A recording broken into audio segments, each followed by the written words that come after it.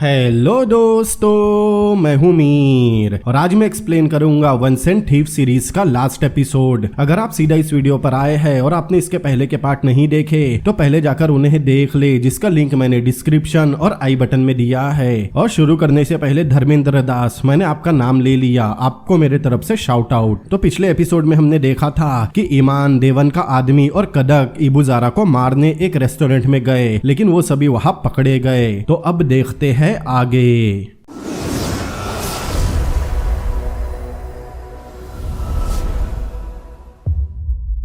Episode की शुरुआत में हम वही सीन देखते हैं जब बिंटेक बैंक का मैनेजर रेड्जा किलर के सामने अपनी जान की भीख मांग रहा था और बार बार बोल रहा था कि उससे अब दोबारा ऐसी गलती नहीं होगी, लेकिन किलर उसे मार देता है। किलर के पास एक कार खड़ी थी। रेड्जा के मरने के बाद कार का कांच नीचे होता है और हम इबुजारा को देखते हैं। फिर किलर उसे अपना चेहरा दिखाता है। वो कोई और नहीं बल्कि कदक था। मतलब कदक भी इबुजारा के लिए काम करता था, लेकिन ये बात किसी को नहीं पता। आगे हम देखते हैं ईमान एक चेयर से बंधा हुआ था और उसके पास कदक खड़ा सिगरेट पी रहा था। ईमान कदक से कहता है कि इबुजारा ने उसे धोखा देने के कितने पैसे दिए। तब कदक ईमान को एक फाइट मारता है। तभी वहां इबुजारा आकर कहती है कि कदक उसका आदमी है। दरअसल कदक बचपन में ही अनाथ हो गया था, तब से उसे इबुजारा ने ही पाला। इसीलिए इबुजारा को यकीन था कि ईमान के दिए चंद पैसों की वजह से कदक उसके साथ गद्दारी नहीं कर सकता, और कदक ने ये साबित भी कर दिया। ईमान को ये सब पता चलने के बाद वो कदक से कहता है वो एक जुआरी था। अगर उसे पता होता कि वो उसके साथ धोखेबाजी करेगा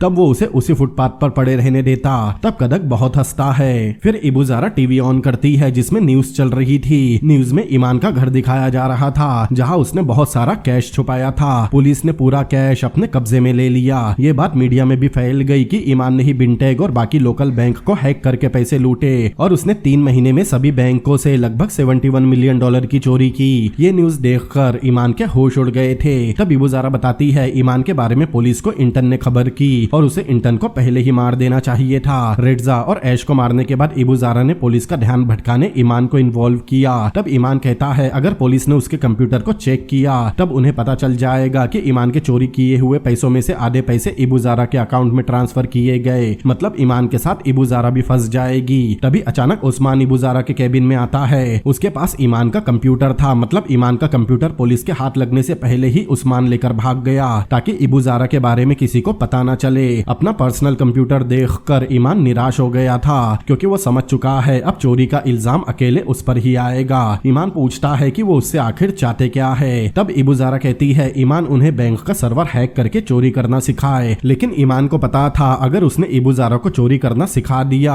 तब उसकी जरूरत नहीं होगी और इबुजारा उसे जान से मार देगी। इसीलिए ईमान उन्हें हैकिंग सिखाने से मना कर देता है। तब कदक केबिन से बाहर जाकर एक पिंजरा और बोरी लेकर आता है। पिंजरे में 2 बड़े चूहे थे। कदक उन चूहों को बोरी में डालकर वो बोरी ईमान के मुंह पर बांध देता है। तब वो चूहे ईमान के चेहरे को काटने लगते हैं जिससे ईमान बहुत तड़प रहा था। ईमान ये टॉर्चर बर्दाश्त नहीं कर पाता और उन्हें चोरी सिखाने मान जाता है। सीरीज में आगे हम देखते हैं इंटन बैंक के टेरिस पर खड़ी थी। तब वहाँ आयरिन आकर कहती है इंटन ने जो भी किया बिल्कुल सही किया। इंटन बताती है कि उसे ये बहुत पहले ही कर देना चाहिए था। उसे पहले से पता था जिस दिन रेड्जा का मर्डर हुआ तब सर्वर रूम में कोई गया था और इंटन का शक था कि वो ईमान ही था, लेकिन ईमान उसका अच्छा दोस्त होने की वजह से इंटन ने ये किसी को नहीं बताया। आयरिन कहती है उसने जो अभी किया मतलब उसने ईमान के बारे में बताया, इसके लिए उसे टेक्नोलॉजी डिपार्टमेंट का हेड बनाया जा रहा है। मतलब इंटन को प्रमोशन दिया गया। आयरिन कहती है अब से वो हेड ऑफ टेक है और उसे साइबर सिक्योरिटी की चिंता करने की कोई जरूरत नहीं। इंटन कहती है सर्वर में अब भी ईमान का भेजा मैलवेयर है, इसीलिए उसे सर्वर को आइसोलेट करना होगा। लेकिन आयरिन कहती है वो इस बारे में फिक्र ना करे, वो इस काम के लिए किसी और को असाइन कर लेगी और इंटन को प्रमोशन के साथ अच्छा पैसा भी मिलेगा। साथ ही कंपनी की तरफ से एक कार और प्लेटिनियम क्रेडिट कार्ड भी मिलेगा और एक नया अपार्टमेंट भी दिया जाएगा और साथ में उसका पर्सनल ऑफिस भी होगा। लेकिन इंटन को समझ नहीं आ रहा था कि बैंक उसके लिए इतना सब क्यों कर रहा है। आयरिन बताती है कि उसने अपने दोस्त के बारे में ना सोचते हुए बैंक के बारे में सोचा, अपनी जॉब के बारे में सोचा, इसीलिए उसे इतना सब दिया जा रहा है। वही दूसरी तरफ ईमान के सामने उसका कंप्यूटर रखा जाता है। इबुजारा कहती है अगर उसने उन्हें चोरी चोरी करना सिखा दिया तब वो उसके फादर और इंटन को हाथ भी नहीं लगाएगी। फिर ईमान अपना कंप्यूटर ऑन करता है, तब वो देखता है सब पता चलने के बाद भी इंटन ने अब तक ईमान का भेजा मेलवेयर डिलीट नहीं किया। फिर ईमान हैकिंग शुरू करता है और कदक उसकी हैकिंग प्रोसीजर को कैमरा में रिकॉर्ड कर रहा था ताकि उस रिकॉर्डिंग को देखकर वो सब समझ जाए कि ईमान ने हैकिंग कैसे की। ईमान का हैकिंग प्रोसीजर रिकॉर्ड करने के बाद कदक उसे एक सुनसान जगह पर ले जाता है, मतलब वो रेड्जा की तरह ईमान को भी मारने वाला था। वहां जाने के बाद ईमान घुटनों पर बैठ गया। तब कदक कहता है उसने पहले ही ईमान को समझाया था, उसके पास पैसा था लेकिन उसने फिर भी इबुजारा को धोखा देने का सोचा। उसने अपने छोटे भाई की तरह ईमान का ख्याल रखा लेकिन अब उसे ईमान को मारना पड़ रहा है। ये कहकर कदक रोने लगता है, लेकिन उसे ईमान को मारने का ऑर्डर मिला था इसीलिए वो फिर से ईमान पर गन तान देता है। तब ईमान भी सोचता है इतने दिनों में उसने कभी गॉड को याद नहीं किया, कोई पूजा पाठ नहीं की, इसीलिए अब गॉड भी उसकी मदद नहीं करेंगे। लेकिन तभी ईमान को एक छोटा पत्थर दिखाई देता है। तब कदक ईमान को बस शूट करने ही वाला था कि तभी अचानक कदक को ट्रेन का हॉर्न सुनाई देता है जिससे उसका ध्यान भटक गया था। तभी ईमान पत्थर उठाकर कदक के सिर पर मारकर वहां से भागने लगता है। तब कदक ईमान पर फायरिंग करता है लेकिन उसके सिर में चोट लगने की वजह से उसके सर से खून निकल रहा था। वो खून उसकी आंख पर आ गया इसीलिए वो ठीक से ईमान पर निशाना नहीं लगा पाता। इसका फायदा उठाकर ईमान वहां से भाग रहा था और कदक उसे शूट करने उसके पीछे भाग रहा था। तब ईमान को कदक के साथ बिताए हुए कुछ अच्छे पल याद आते हैं कि कैसे उन्होंने साथ मिलकर एक अच्छी जिंदगी जी। भागते हुए ईमान एक रोड क्रॉस करता है लेकिन जैसे ही कदक उसका पीछा करते हुए रोड पर आया एक कार कदक को उड़ा देती है और कदक कुछ दूर जा गिरता है। तब ईमान वापस उसके पास आकर खड़ा होता है। कदक भी ईमान को देख रहा था, उसे भी ईमान के साथ बिताए पल याद आ रहे थे। फिर कुछ देर बाद कदक की मौत हो जाती है। वही दूसरी तरफ हम आईटी मिनिस्टर को एक होटल रूम में एक लड़की के साथ देखते हैं। तभी वहाँ इबुजारा आकर उस लड़की को पैसे देती है, मतलब वो लड़की इबुजारा ने ही मिनिस्टर के पास भेजी थी। मिनिस्टर ताइसिरी को लग रहा था कि इबुजारा उसे मारने का सोच रही है। तब ताइसिरी हंसकर कहता है उसे इबुजारा से डर नहीं लगता। इबुजारा कहती है मिनिस्टर को इबुजारा से नहीं बल्कि उसकी जनता से डरना होगा।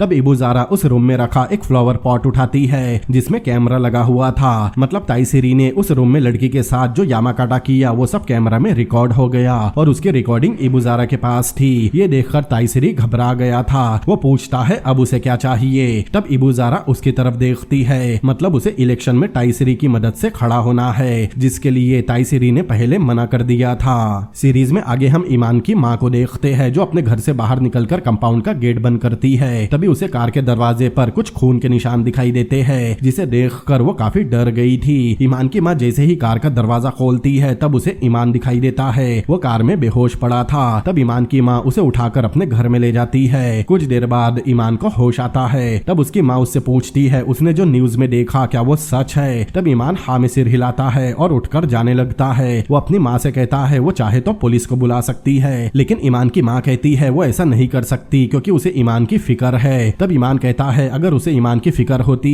तो वो उसे कभी छोड़कर नहीं जाती। तब ईमान की माँ बताती है उन्हें उसके फादर से डिवोर्स चाहिए था क्योंकि वो उसके फादर की हरकतों से परेशान हो गई थी। उन्हें आजाद जिंदगी जीनी थी इसीलिए उन्होंने ईमान के फादर से डिवोर्स मांगा, लेकिन ईमान के फादर की शर्त थी कि वो कभी अपने बेटे ईमान का चेहरा नहीं देखेगी और कभी उसकी जिंदगी में वापस नहीं आएगी, तभी उन्हें डिवोर्स मिलेगा। इसीलिए अपनी जिंदगी जीने वो ईमान को छोड़कर चली गई, लेकिन तब से अब तक उसे इस बात का पछतावा है। तब ईमान अपनी माँ के गले लगकर बहुत रोता है। वही दूसरी तरफ इबुजारा ने पॉलिटिक्स ज्वाइन कर ली। वो अपने एरिया जिसका नाम कावला सेटिंग है वहाँ की वार्ड मेंबर बन गई थी। इबुजारा की ये न्यूज ईमान भी अपने मोबाइल पर देख रहा था। तब ईमान सोचता है इबुजारा ने पॉलिटिक्स ज्वाइन कर ली, मतलब अब उनका शहर खतरे में है। उसे अब ये भी पता है कि बैंक के सर्वर को हैक करके पैसे कैसे चुराए जाते हैं और अब मिनिस्टर बनने के बाद उसे कोई हाथ भी नहीं लगा सकता, मतलब अब उसे ही इबुजारा को रोकना होगा। वही दूसरी तरफ इंटर्न सर्वर रूम के कंप्यूटर में ईमान का भेजा हुआ मेलवेयर ढूंढ रही थी। तब उसे ज़ारा फाउंडेशन का अकाउंट मिलता है जिसमें बहुत सारे पैसे इलीगल तरीके से ट्रांसफर हुए थे और उन ट्रांजेक्शन को रेड्जा और आयरिन ने अप्रूवल दिया था। तब इंटर्न को समझ आता है ये एक मनी लॉन्ड्रिंग है जिसमें रेड्जा और आयरिन दोनों ही शामिल है। तब इंटर्न अपना लैपटॉप निकाल कर उस अकाउंट की डिटेल डाउनलोड करने लगती है, लेकिन तभी वहाँ दो लोग आते हैं और इंटर्न पर गन तान देते हैं। फिर दोनों इंटर्न को आयरिन के पास ले जाते हैं। इंटर्न कहती है अब उसे समझ आया कि आयरिन ने उसे साइबर सिक्योरिटी की पोस्ट से क्यों हटाया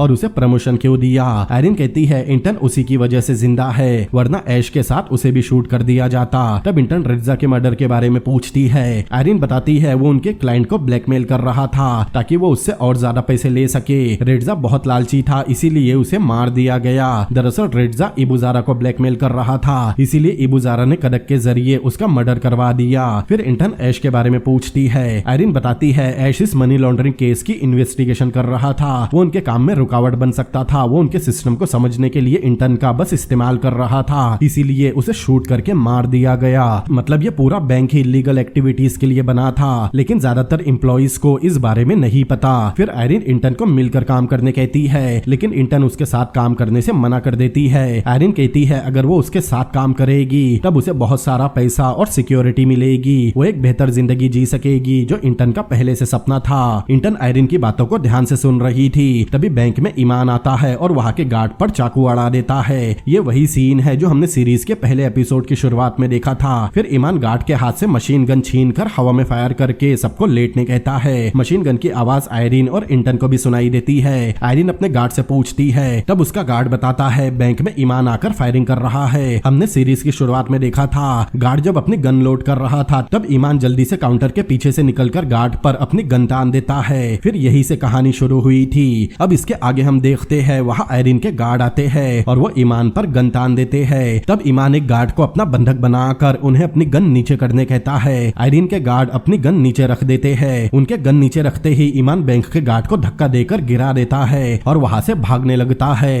तब आयरिन के गार्ड अपनी गन उठाकर ईमान पर फायरिंग करने लगते हैं, लेकिन ईमान बच जाता है। उधर फायरिंग की आवाज सुनकर इंटर्न बाहर जाने लगती है, लेकिन आयरिन उसे पकड़कर जोर से मारती है, जिससे इंटर्न जमीन पर गिरकर रो रही थी। फिर इंटर्न आयरिन के पैर पर मारती है और वहाँ से भागने लगती है, लेकिन आयरिन फिर से उसे पकड़ लेती है। अब उन दोनों में फाइटिंग शुरू हो गई थी। उधर ईमान बैंक के अंदर गार्ड से बचते हुए भाग रहा था और गार्ड लगातार ईमान पर फायरिंग कर रहे थे। कुछ देर भागने के बाद ईमान की पीठ में गोली लग जाती है और वो वही छुप जाता है। आयरिन के गार्ड को पता था कि ईमान को गोली लग गई। उधर इंटर्न आयरिन के सर पर मार कर उसे बेहोश कर देती है। इधर आयरिन के गार्ड ईमान को शूट करने उसकी तरफ बढ़ रहे थे। धीरे धीरे एक गार्ड उस जगह पर पहुंचता है, लेकिन उसे वहाँ ईमान नहीं मिलता। ईमान वहाँ से भाग चुका था। उधर ईमान के फादर स्टेशन पर अपनी ट्रेन का इंतजार कर रहे थे, लेकिन दो आदमी वहाँ ईमान की चोरी के बारे में बात कर रहे थे। तब ईमान के फादर उनके पास जाकर उन पर चिल्लाने लगते हैं। तब दोनों में से एक आदमी पूछता है वो उन पर क्यों चिल्ला रहे हैं। तब ईमान के फादर कुछ नहीं कहते और वहाँ से चले जाते हैं। तभी प्लेटफॉर्म पर लगे टीवी पर न्यूज आती है जिसमें बताया जा रहा था ईमान ने बिंटेक बैंक में चोरी करने के इरादे से हमला कर दिया।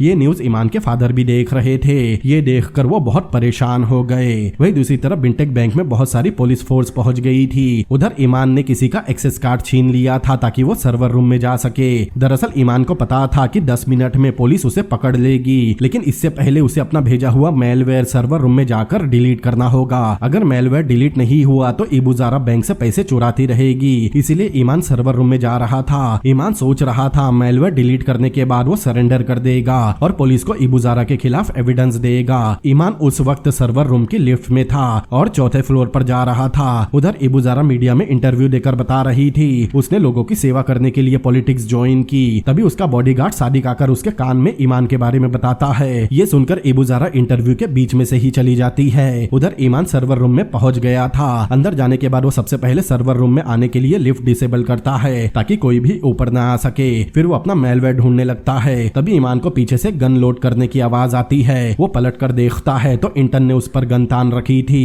इंटर्न ईमान को सर्वर कंप्यूटर के पास से हटने कहती है। ईमान कहता है उसे मेलवेयर डिलीट करना है, लेकिन इंटर्न उसकी कोई बात नहीं सुनती। तब ईमान वहाँ से हट जाता है। ईमान बुरी तरह घायल था, इसीलिए वो वही बैठकर कहता है इंटर्न पुलिस को इबुजारा के बारे में बताए। इबुजारा का नाम सुनते ही इंटर्न चौंक गई थी। वही दूसरी तरफ ईमान के फादर न्यूज देखने के बाद बिंटेक बैंक पहुंच गए। वो पुलिस ऑफिसर को बताते हैं वो ईमान के फादर है और वो उनकी हर बात मानता है। तब ईमान के फादर को बिल्डिंग के सारे स्पीकर से कनेक्ट किया जाता है और ईमान के फादर बोलते हैं उसने जो भी किया सबको पता चल चुका है, लेकिन वो ये नहीं जानते कि ईमान ने ऐसा क्यों किया। उन्हें पता है ईमान ने ये सब इसीलिए नहीं किया क्योंकि उसके फादर बीमार थे या उन्होंने लोन शार्क से पैसे लिए थे, बल्कि उसने ऐसा इसीलिए किया क्योंकि उसके फादर ने अपनी जिंदगी में बहुत जल्द हार मान ली। अगर वो उसे उसकी माँ के साथ जाने देते तो ईमान की जिंदगी ऐसी नहीं होती। ईमान के फादर ने हमेशा अपनी नाकामयाबियों के लिए दूसरों को ब्लेम किया। फिर ईमान के फादर ईमान से कहते हैं वो उससे अब भी प्यार करते हैं। ये कहकर वो रोने लगते हैं। अंदर ईमान भी ये सुनकर रो रहा था। इंटर्न भी ये सब सुन रही थी। तब इंटर्न अपनी गन नीचे कर देती है और उसे मेलवेयर डिलीट करने कहती है। उधर आयरिन का गार्ड सीढ़ियों से ऊपर आ रहा था। वो चौथे चौथे फ्लोर पर आने के बाद वहां का दरवाजा खोलने उस पर शूट करता है। तब गन शॉट की आवाज सुनकर पुलिस ऑफिसर अपनी फोर्स को अंदर जाने कहता है। उधर ईमान मेलवेयर ढूंढ रहा था और इंटर्न इबुजारा के इलीगल अकाउंट की डिटेल डाउनलोड कर रही थी।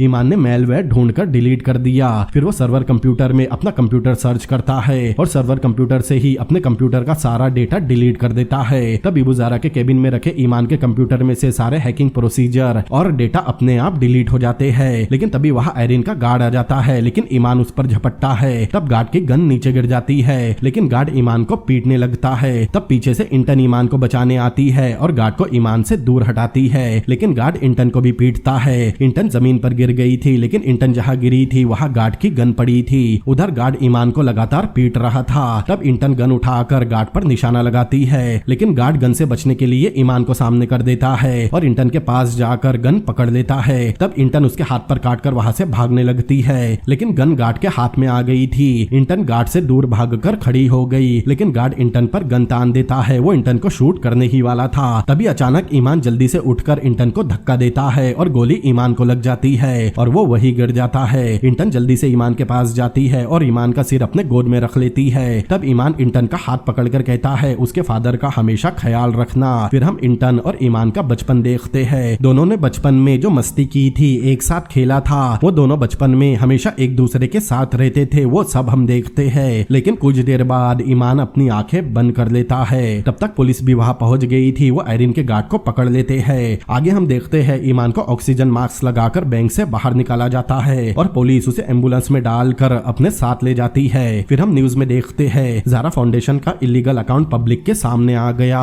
और इबुजारा को पार्टी से डिसमिस भी कर दिया गया। इबुजारा इंटरव्यू में बताती है उसके पॉलिटिक्स में आने से बहुत से लोगों को तकलीफ थी और इसमें अपोजिशन वालों का हाथ है, लेकिन वो शांत नहीं बैठेगी और अपनी लड़ाई लड़ती रहेगी। फिर न्यूज में हमें बिंटेक बैंक के बारे में बताया जाता है। पूरा बैंक ही इलीगल था, जो इलीगल एक्टिविटीज करने वाले लोगों का ब्लैक मनी संभालता था।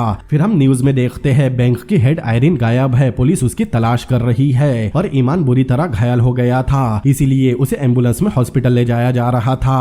लेकिन आधे रास्ते में ही ईमान एम्बुलेंस से गायब हो गया। फिर हम ईमान को एक बेड पर लेटा हुआ देखते हैं। ये वही सीन था जहां से सीरीज शुरू हुई थी। ईमान होश में आता है और बाहर देखता है। तब हमें पता चलता है वो एक घर है जो शहर से बहुत दूर एक जंगल में था। वह ईमान को उसके जैसे बहुत सारे लड़के लड़कियां दिखाई देते हैं जो सब अपने कंप्यूटर में कुछ कर रहे थे। तभी ईमान को एक आदमी दिखाई देता है जिसके कंधे पर एक बड़ा सा टैटू बना हुआ था और उसने कान में बालियां भी पहनी थी। उस आदमी को गौर से देखने पर ईमान के पूरी तरह होश उड़ गए थे और उसके पैरों तले जमीन निकल गई थी, क्योंकि वो आदमी और कोई नहीं बल्कि ऐश था। ऐश ईमान के पास आकर कहता है वेलकम टू डिजिटल कर्मा, मतलब बिंटेक बैंक और वहां के जो भी लोकल बैंक पर डिजिटल कर्मा ने अटैक किया था वो ऐश ही था। और यहीं पर ये सीरीज भी खत्म होती है। तो दोस्तों कैसी लगी आपको ये सीरीज और मेरा ये वीडियो? अगर आपको ये सीरीज और मेरे वीडियो पसंद आए हो तो इस वीडियो को लाइक करें, अपने दोस्तों के साथ शेयर करें और ऐसी ही सीरीज और अमेजिंग मूवीज के एक्सप्लेनेशन देखने के लिए मेरे चैनल को सब्सक्राइब करें। और मैं बहुत जल्द आपके लिए एक सरप्राइज लेकर आने वाला हूँ, इसीलिए मेरे साथ बंधे रहे और इस चैनल को सब्सक्राइब करें और मेरे आने वाले सभी वीडियो देखें। तो मिलते हैं किसी और अमेजिंग मूवी के एक्सप्लेनेशन के साथ। Peace out.